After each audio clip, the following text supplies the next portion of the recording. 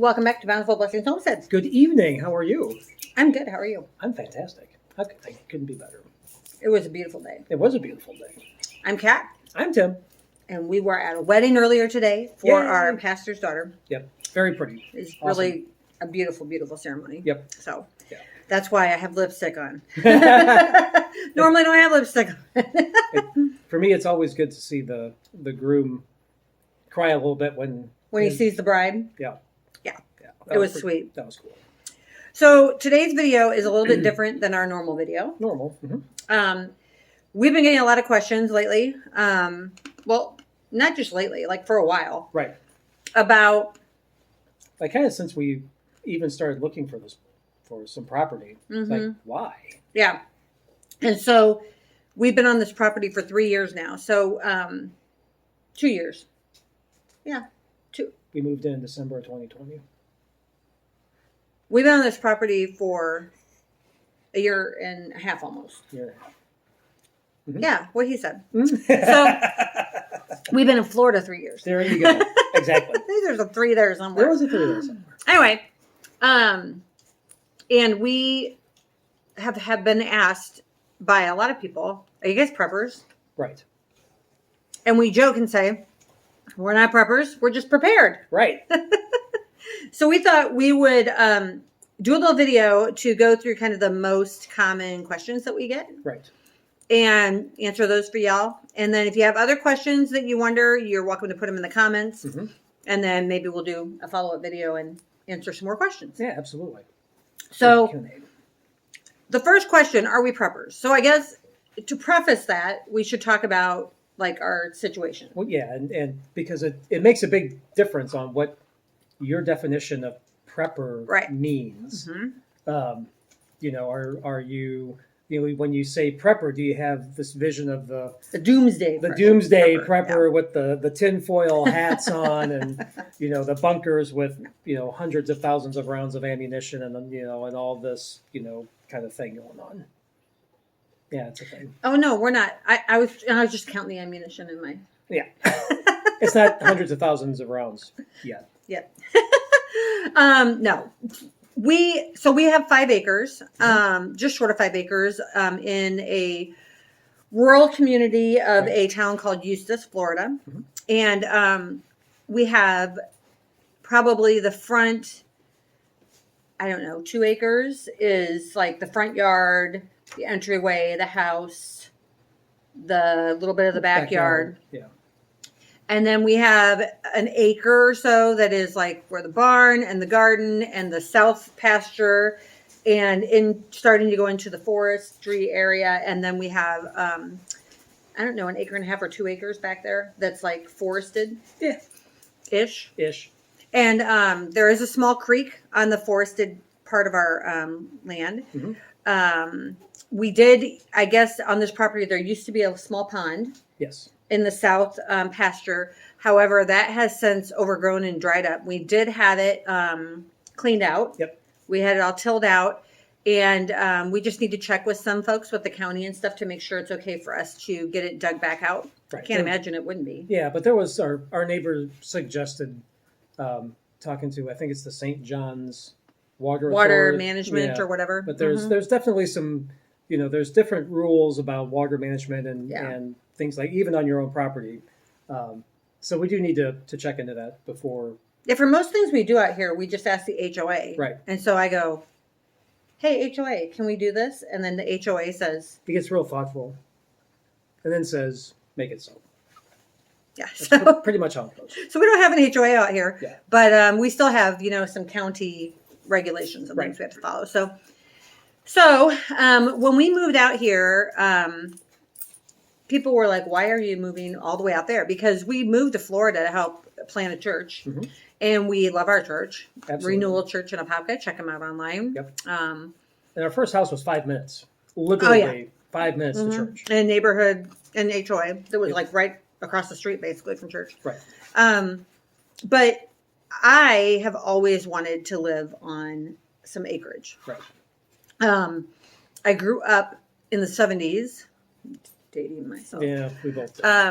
And I grew up on Monday nights watching Little House on the Prairie. Mm-hmm.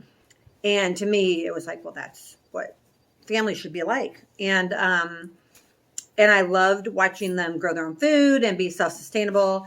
And then as I've gotten older, I've really gotten into following a lot of homesteading channels on YouTube. We don't really watch TV much at all. No. We watch other YouTubers. Right. So Roots and Refuge Farm, Jess and Maya, they're one of our favorites, probably our very favorite. Justin Rhodes, we love watching him and his family. Holler Homestead, we watch them. Ben Howe is my spirit Your animal. spirit animal. Yeah. Yep. Acre Homestead, I like to watch her. Stivers. With Stivers. Yep. Art and Bree. So we watch a lot of those folks. And they're all in like Arkansas, South Carolina, North Carolina, like that area. And we are in Central Florida. Right. So some of the things that they suggest, we kind of have to kind of alter a little bit just because of our climate and where we're at. But so we watch them and get ideas. And so we moved out here and Tim, I'll let you talk about like, cause you grew up in town. Mm-hmm. We both did. We both did. But I don't think you really had the idea that you wanted a homestead. No. But we always, we grew up in town, but we always had garden. Mom and Dad always gardened. Mom would can and would preserve food. Conservation was all, well, it wasn't the buzzword, but it was something we always did. Reused, repurposed, recycled, all that kind of stuff. And then for about 20 years, Mom and Dad lived on 4-acre property out of town. And while they didn't, they gardened, not really any bigger than what they did in town, but just the being out and, being able to see the stars at night at their place. I always thought that was really cool. Mm-hmm. But that's really cool here too. It is, yeah. But that's where it ended, It wasn't until we got together that we really started, you were gardening. So it's like, okay, yeah, that's cool. But the whole idea of a big property that we're going to use to produce our own food was never really on my radar, to be perfectly honest. Mm-hmm. And so I love to garden, which my friends and family think is funny because I eat very, very, few vegetables, like corn, and carrots. Are maybe 2 of the only vegetables I really eat on a regular basis. Like I eat tomato sauce, tomato juice, in soups and chili and things, but salsa, but I don't like sit and eat tomatoes like on a salad or something like that. Yeah, I know you love them. Yeah.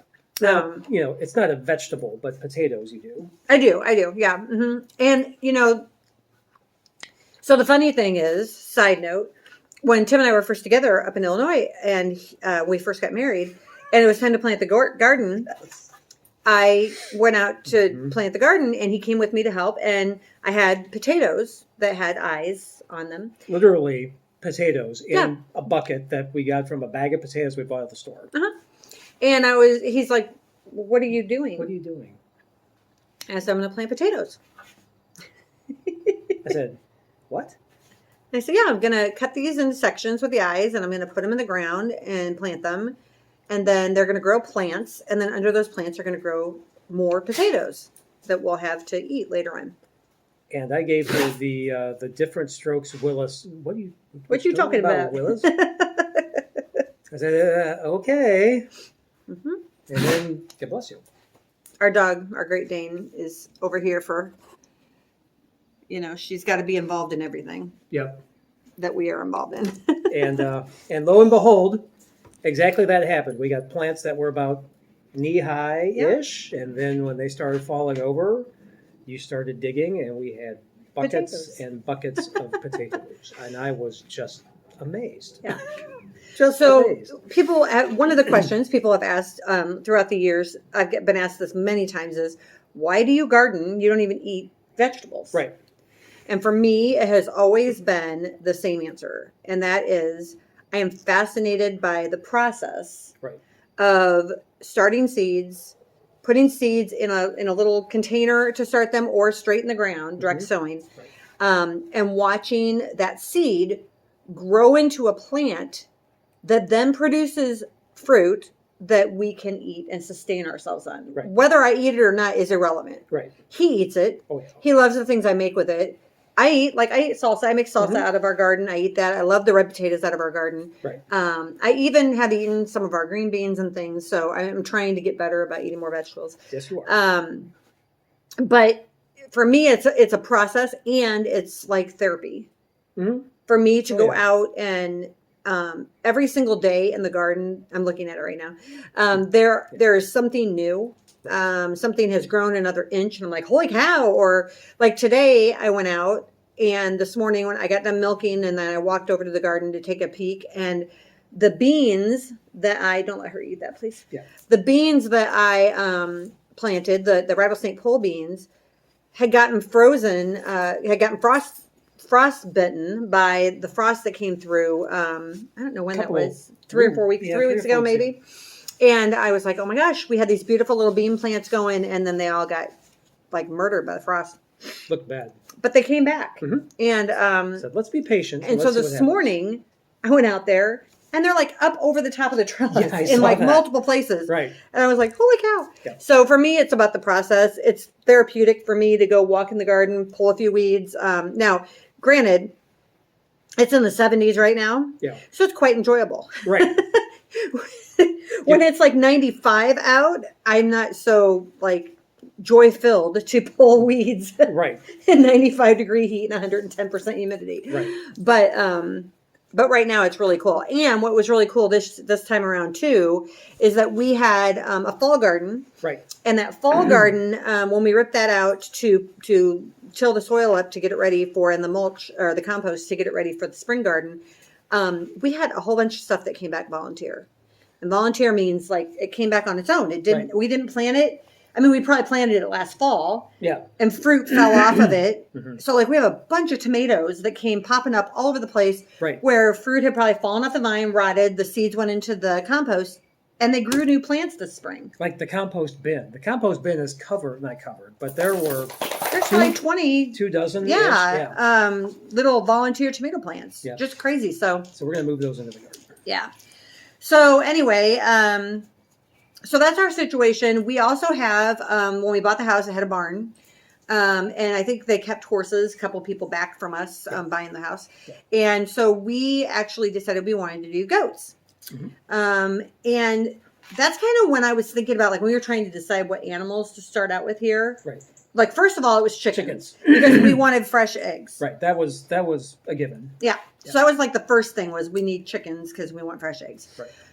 Then we were trying to decide, okay, well, let's just for giggles, let's just say, what happens if like the world goes crazy and you can't get to a grocery store? What do you need to have to kind of sustain yourself on your property? Right. So we can plant vegetables, we can plant fruit. So that was the other thing we did. We planted an orchard. So we planted a bunch of fruit trees and bushes. And so those are coming along, but it'll be a couple, 3 years before we get anything off of them, really. Put some more in today. Yep. And so when we were talking about animals, we decided that we didn't really want a cow. Lydia, at least not a dairy cow. Because there's only the two of us. We wouldn't drink all that milk. I mean, we could make cheeses and yogurts and stuff, but we're not going to. Do you want to put her in her kennel while we're finishing up chatting? Yeah. And so I will be right back. Yeah. Our Great Dane's not cooperating. She wants his full attention. She doesn't care for Tim to give his attention to anyone else but her. So anyway, we were trying to decide what we wanted. We didn't really want a cow because they tear up your ground. And we've talked about a beef cow, and that may still happen at some point. But what we decided to do was go with goats. So we have Nigerian dwarf goats. We have a small herd. Excuse me. And we are breeding them so that we can sell the babies and make a return on our investment that way by selling the baby goats. And then we are milking the mamas when they go into milk after they wean their babies. So we actually have drank goat's milk. Our grandson drinks it. He said it tastes just like cow's milk. It doesn't bother him at all. It does. As long as you get your goat's milk into the fridge right away and get it cold right away, we put it in ice water bath, then it doesn't have a goaty taste to it. No, not at all. We use it to cook. Use it or mac and cheese or whatever. So we do use it. And so the goats also, in most parts of the world, like goats are the number one consumed meat in a lot of the world. Right. I don't want to consume my goats. No. While they are livestock, they are like pets as well. And they'll come when you call. Yeah. And I know their names. And they're herd animals and they like to. So we enjoy them and we don't want to eat them. But if it came down to it, we could. We already have an order established. Yep. Same thing with our chickens. Like we could breed meat chickens out here. Right.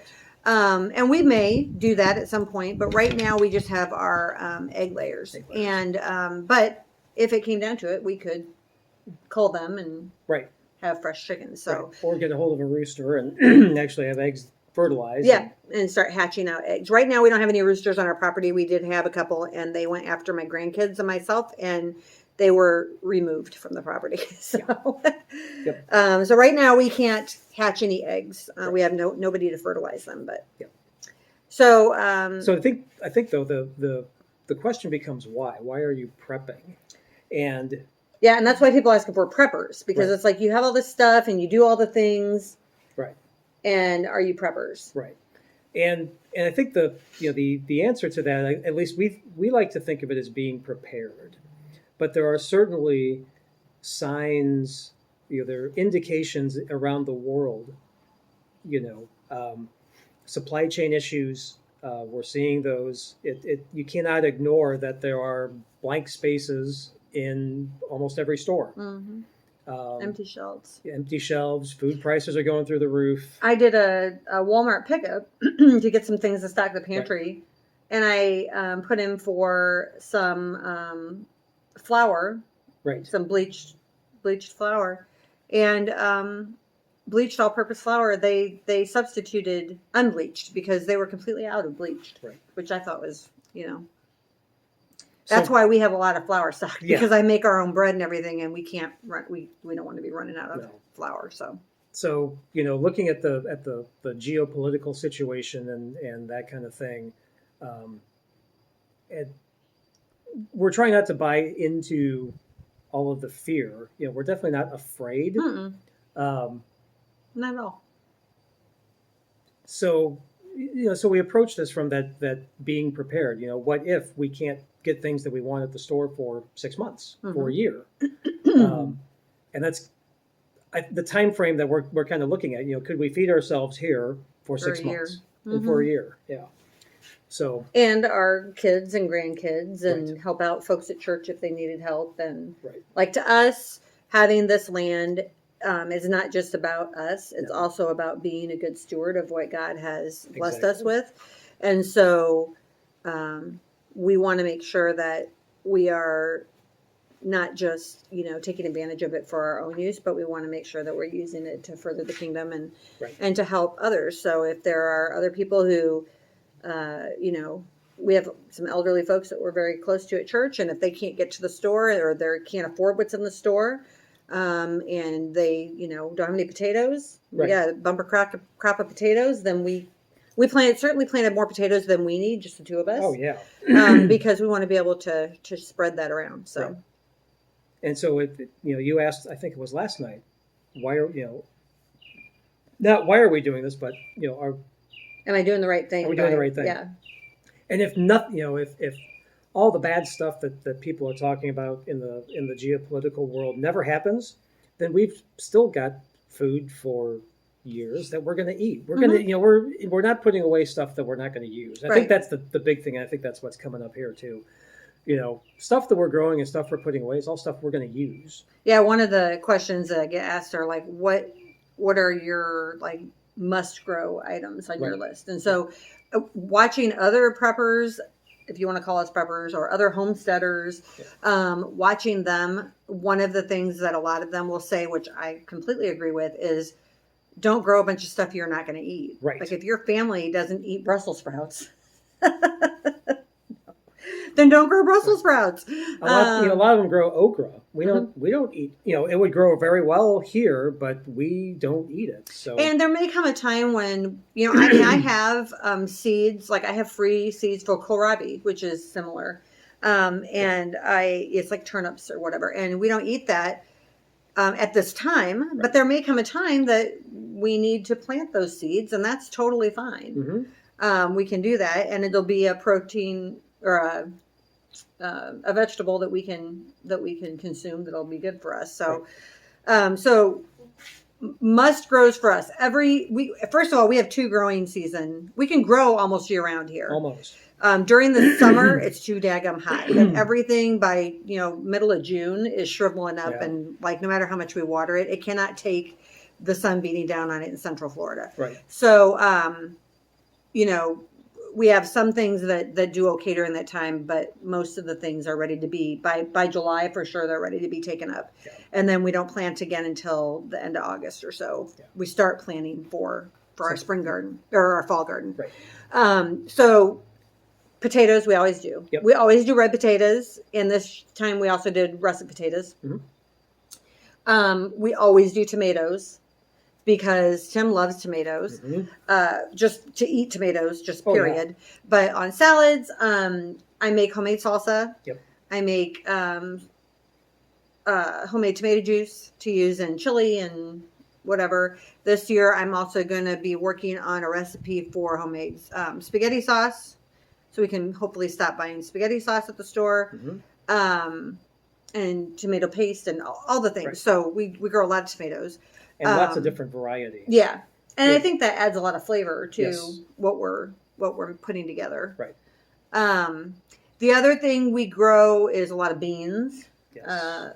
Tim, Rocky, Jessica, my son-in-law and daughter, like my grandson, like everybody, they all love beans. So like the rattlesnake pole beans they can grow really long, really, really long and large, and turn kind of a purpley speckled color. But if you pick them when they're young, they're very similar to green beans. Oh, they're so good. Yep. We took a package out of the freezer a couple nights ago. Just sauteed them up in a pan with a little salt and pepper and butter. Delicious.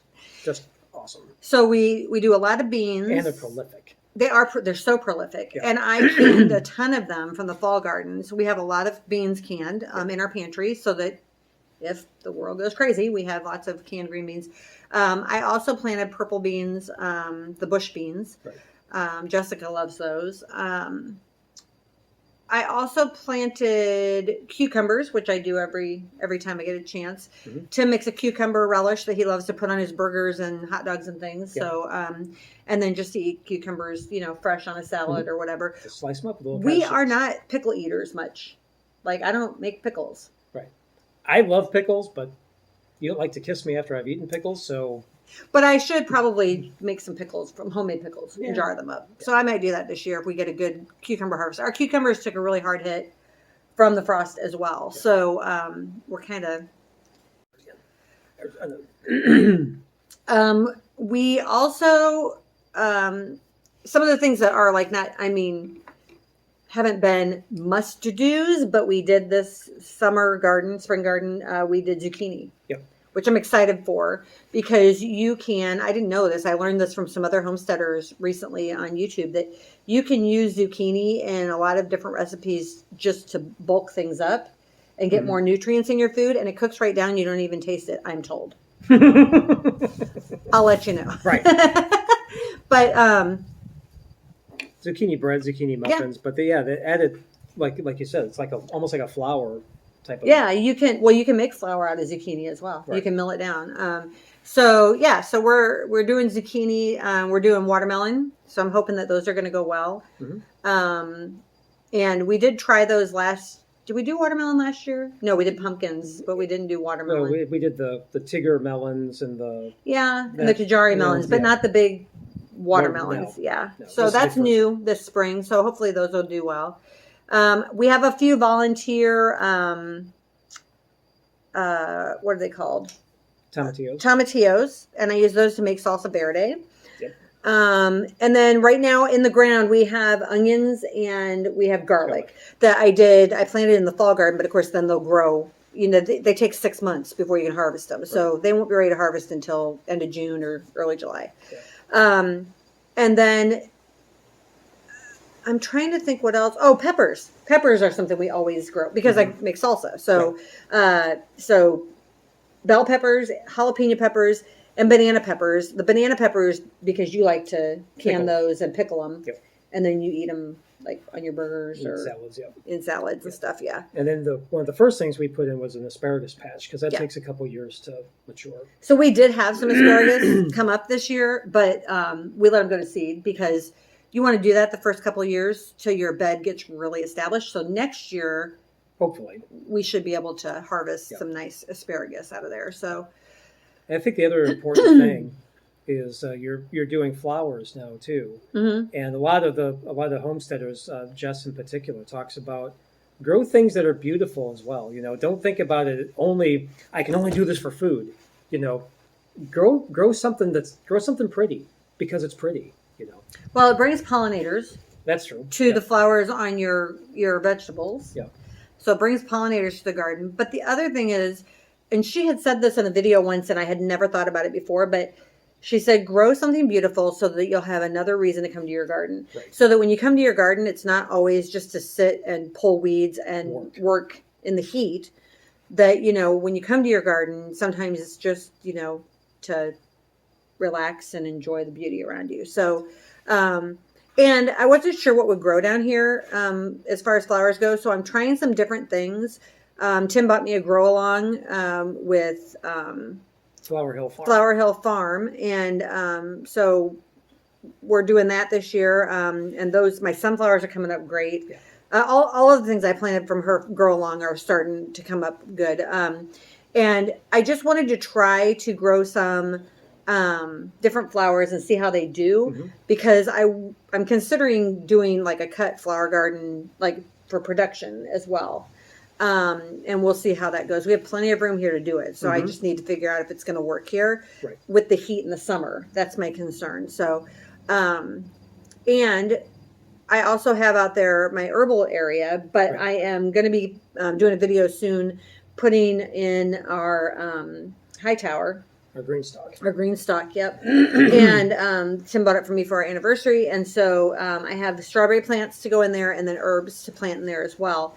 And so I'll be doing a video on that soon. But out in the beds out in the garden, I do have comfrey and lemon balm and calendula to make salves. So that's pretty much everything. The only other thing that we have growing out there that we haven't talked about yet is the loofah. Right. Which is fun. We've talked about it in other videos. So loofah is not something you would necessarily eat. I mean, I guess you could. It grows like a cucumber. Right. But when you let them grow big and then they dry out on the trellis, and then you cut them open and you peel open the green part, the loofah is on the inside, which is a sponge. So people buy loofah sponges to use to wash their bodies, to wash dishes, to whatever. And so I've been making goat's milk soap with my milk from the goats. And so I'm hoping that like for Christmas time, I'll have gift sets I can put together with organic loofah sponges and organic goat's milk soap. So, so those are the things that we are growing this spring. And I do have seeds for pumpkins. I haven't put them in yet because pumpkins only take about 60 to 75 days. Yeah, they're real short. And so if I put them in now, they're going to be ready like in June, and I won't need them then. I want them like for October. Right. So I'm going to wait a little while and see if I can get them to grow a little later. Yep. What animals do you have? Why do you have them? So we kind of already covered that. We have chickens for eggs, layers, and we have goats for milk. One of the things I want to try making this year, it's on my list of things to learn to do, and I've been researching, is making cheeses. Yes. Not just soft cheeses, but also like making hard cheddar and waxing it, aging it. Right. And then also I've made a little bit. I've dabbled in making butter. Yeah. Which is And amazing. yeah, it's pretty cool.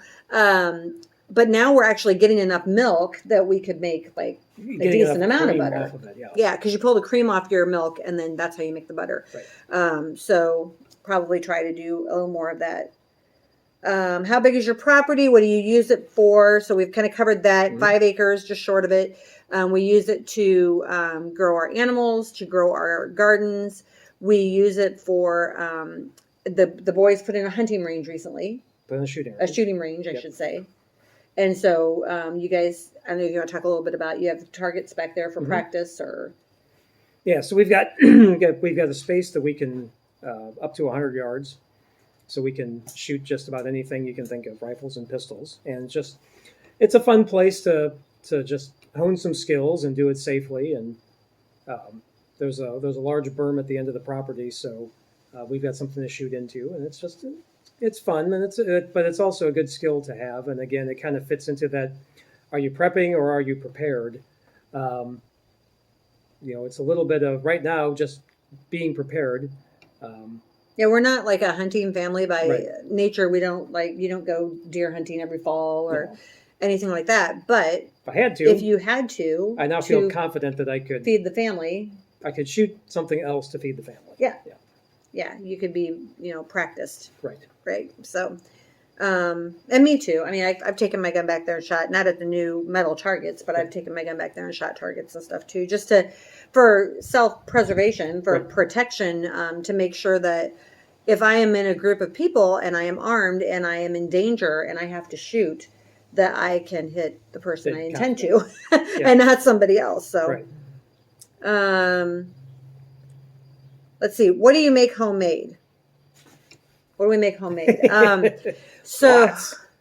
yeah, so I started canning last year, Mhm. and then just took off with that. So I started with jellies and jams, which is kind of what I would recommend if you have never done any canning. That's a good place to start. Gateway drug. Yeah, it's a gateway canning drug. And then, tomatoes, tomato juice, tomato salsas. Right. I thought one of the most interesting was canning ground beef. Yeah. So we cooked the ground beef and then she canned it and kind of looking like, why? I said, well, again, prepping versus being prepared. If the power grid goes out and your freezers have no electricity, then the freezers are going to spoil. Well, canning beef or canning meat allows it to be shelf stable for a couple years. Yeah, up to 5 years. They say 5 to 7 years with beef, but I wanted to try it to see how it did, and I think that we'll probably open up one of those cans here. Yeah, sure. In the near future. It's been canned for a few months now, so we'll probably open one up and use it to make tacos or something, just to make sure that it still tastes good and everything. From what I've heard, it tastes the same. Right. But yeah, if our freezers go down, we do have generators. But if we don't have gasoline, if we can't get gasoline for the generators and the grid's down, then we're going to have to be canning a whole lot of meat hot and in a hurry, because we have 2 freezers full, one that's got chicken and pork, and one that's got a whole cow in it. What's left of what we bought? It did have a whole. A year ago. A year ago we got a cow and then we got a pig. So it's got a lot of meat in it, and we certainly don't want that to spoil. So we'd have to be canning it. So I wanted to be prepared that if I had to do that, I could do it. I've been making our own bread. It started out as the same thing. I wanted to see if I could do it. And now we haven't bought a loaf of bread in some time. So, yeah. Because between sourdough and now this Amish sandwich bread recipe you found, oh my goodness, both are just amazing. Yeah, so on Saturdays I make bread, and then we put one in the freezer. It makes, when I make the sandwich bread, my recipe makes 3 loaves. So I put one in the freezer, sell one to a friend if they want to buy one, and then we cut one up for us to use for the week. So I make that, and then of course goat's milk soap, making that and selling that as a little side hustle. I enjoy it as a therapeutic hobby. Yeah. And I feel like I'm being a good steward of what God's given us by doing that. And then I'm providing a really great product that Yes. our friends really seem to love. So that makes I me love feel it good. too. Yeah. It's Yeah. We really use it nice. here. It's really conditioning. It's great for eczema. It's good stuff. And then I've been making comfrey salve and lemon balm salve. Which are like herbal medicinals. Yeah, so the lemon balm salve is good for anxiety. It's good for eczema. I've had friends use it for their eczema, and it cleared it up very well for them. And then the comfrey salve is for like arthritis, joint pain. Actually, comfrey leaves have been used for a poultice to wrap around broken bones for centuries and help them heal faster. So we've been using that on our aches and things. And one of our friends from church, she bought it and she's been using it on her knees that are bad, and she said it's helping. Yep, it does help. And then the calendula, when I start making that, that's for like cuts and abrasions and helps them to heal quicker. So it's kind of like a natural version of what's that ointment that people use? It'll come to me. I can't think of the word, but anyway, like medicinal ointment. That's and why can't I think of the word? Because I'm recording. Anyway, I'll think of it eventually. I'll think of it at like 4 a.m. when the dog wakes me up. And they'll go in the comments. Yeah, for sure. Or somebody in the comments will tell me what I'm trying to say, which is great. So anyway, let's see what else. Yeah, probably the most often question that we're asked outside of "Are you preppers?" is how do you do all this? Right. Like, don't you work full time and whatever? And the answer is yes. We both have full-time jobs, and we actually do work them. And we do work them. We do. We've been very blessed that yours is completely remote, so you work from home, and mine had been for the last. I mean, it still is. Yeah. We're getting into some return to office coming up here in a couple of weeks, but since the Rona came through, we've been working remote, so we're working home. I remember when it all first started, joking about going to the office, and I would text her in the front office to the bedroom. Yeah, I made it to the office. The traffic around the coffee pot in the kitchen was a little shaky this morning, but I made it. Be just careful fine. on your way. Yeah. We both have our own offices here, so we do work from home. But the way that we do all of this is that it's just what you make your priority. Exactly. We don't go to bars. We don't go out to. I mean, we go out to dinner occasionally, but we're home and we enjoy our property. We want to be good stewards of what God gave us. We have a beautiful property, a lovely home. We have a wonderful saltwater pool that God blessed us with on this property. And so we kind of feel like, why would we want to go a lot of other places? But we enjoy what we're doing here. And so when other people might, binge Netflix for 4 hours or something, I'm making bread or making soap, and you're working out. You planted 6 new trees tonight on the property, fruit trees that will be hopefully giving us food in 2 or 3 years. So, do you take a 10-minute smoke break at work? Well, we take a 10 or 15-minute weeding break, or like when we take a break after a meeting, we'll walk out in the garden and pull weeds for 10 or 15 minutes around our tomato plants or whatever, and then go back in, wash our hands, go back to work. Or goat yoga. Yeah. Hang out with the goats for a Hang little out bit. with the goats. That's a wonderful decompression time. And you've talked about a lot of all this homemaking stuff is in steps, but you don't necessarily have to do all of the steps immediately. So we stopped after the wedding this afternoon and picked blueberries. So there's blueberries that are in the dehydrator right now, and it'll take several hours to dehydrate. Yeah, I think they said 10 to 15 hours, depending on your dehydrator. So you throw them in the dehydrator, and then you go do something else. It's really not any different than how do you get your laundry done? Well, you throw a load in, and then you go back and do something else. And while you're waiting for the laundry to get done, you're working or whatever else. It's like you said, it's priorities. And when I make bread, same thing. Well, I usually make bread on Saturdays, so. But I mean, I could potentially, start my yeast process in the morning and set a timer. And then, and that's what I do even on Saturday. I set a timer and then I go do something else while the yeast is fermenting, and then it'll go off. And then I know it's time to go and add that into my mixing bowl with my flour and my, everything else. And then, and then set a timer. And then there's a double rise. So like I have a 30-minute rise and I have another 30-minute rise. So during those 30 minutes, I'm not sitting there just waiting for it to rise. I'm off doing something else.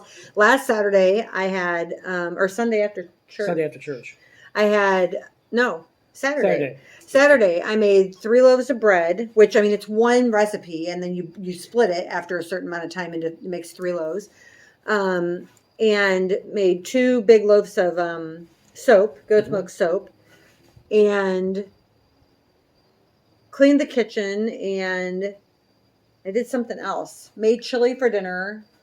Right. And something else. I can't remember. But I was so tired at the end of the day because I was on my feet a lot. Right. But I got a lot done.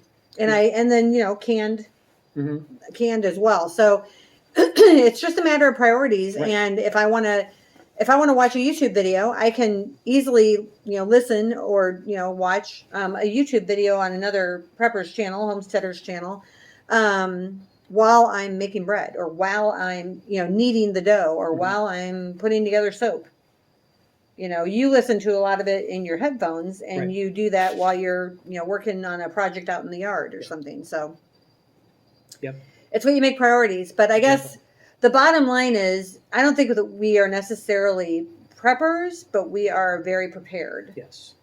And not only prepared for ourselves, but prepared to be good stewards and to help others if it comes to that. Right. And the one thing I would say is whether or not there becomes a food emergency and we cannot get food, it's already getting to be an emergency with the price of things. Right. So it may not be necessarily because they're talking about, we're going to have a food shortage. It may not be a food shortage as far as a full-blown food shortage like in the Depression era when you were standing in lines for bread. But it may be a food shortage from like a perspective of what can you afford to buy. Right. And you're going to be you may be only affording things that you're not used to, or it's not the brands or what you like, so we're putting away stuff that we like that has multiple purposes. And just making sure that can help some others. Sure. We're like, making sure that we're putting away things that we're going to eat anyway. Right. So, exactly. If 6 months from now, everything's still fine, well, that's fine. Then we'll start grabbing a can of corn that's been put up for a year off the shelf and start using those in dinners. Right. And cycling through, which you would do anyways in your pantry. You would cycle through the older stuff you would eat and the newer stuff you put to the back. So we would do that anyway. Plus again, even if if nothing crazy goes on, we know where our food has come from. Absolutely. And it's healthier and it tastes better. Yeah. We know where it's come from. We know what's been done to it, which in our case is very little. We put, we don't spray any kind of pesticides, anything. And that's another thing. Somebody said, I didn't realize this. I think it was Becky on Acre Homestead said that when you get an apple in the store, it has sat in a warehouse. The average time is 6 months before it got to the store. I'm like, ew. Yeah. And then they spray it, with all these pesticides and things and preservatives and wax it and stuff so it looks all shiny and ew, no thank you. Yeah. So I would rather go to an orchard that is organic and pay a little bit more and pick fresh apples, and put them up. So at any rate, that's our story. Right. I don't know that we're preppers, but we're certainly prepared. Yep. We don't live in fear. Nope. We have a God who is in charge of whatever happens. Right. And we just are being obedient, being good stewards, and He'll take care of the rest. So. Exactly. Yep. So if you have questions about how to make things we talked about, how to grow things we talked about, how to do any homesteading, how to get started. We did this all from scratch. We had never done it before. Feel free to leave it in the comments. If you would like to see another follow-up video answering more questions, we're happy to do that. If you have not, please do us a favor. Like this video if you liked it. Subscribe to the channel and click on the little notification bell because that will help us out. The more people we have subscribed to our channel, then the more YouTube algorithms will share it with other people. Right. And we just want to be of use and good stewards while we have our time here on Earth. So, okay. All right. Well, until next time, be blessed. Be blessed. Bye for now.